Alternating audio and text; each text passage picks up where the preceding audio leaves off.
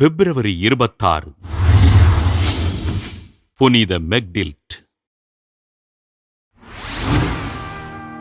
Germany நாட்டிலுள்ள Saxony நகரில் ஹெல்ப்டா என்ற இடத்தில் கிபி 1241 ஆண்டு வசதியான குடும்பத்தில் பிறந்தார் மெக்டில்ட்.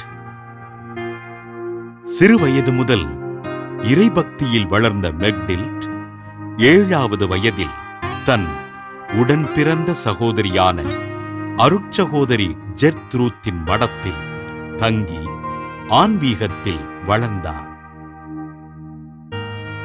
சுமார் 10 ஆண்டுகள் மடத்தில் தங்கியிருந்த மெக்டில்ட் அருட்சகோதரியாக விருப்பம் கொண்டு துறவற பயிற்சி பெற்று அருட்சகோதரியாக அருட்பொழிவு பெற்றார்.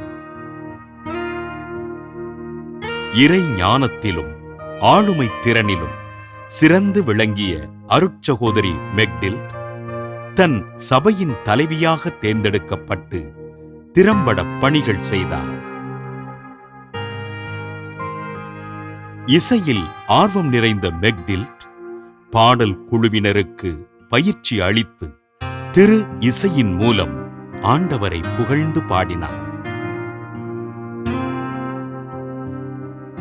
ஜெபத்தில் வேரூன்றி தாழ்ச்சியினை தனது வாழ்வாக கொண்டு வாழ்ந்த மெக்டில்ட்டுக்கு ஆண்டவர் பல முறைகள் காட்சியளித்து வெளிப்பாடுகளை அருளினார்.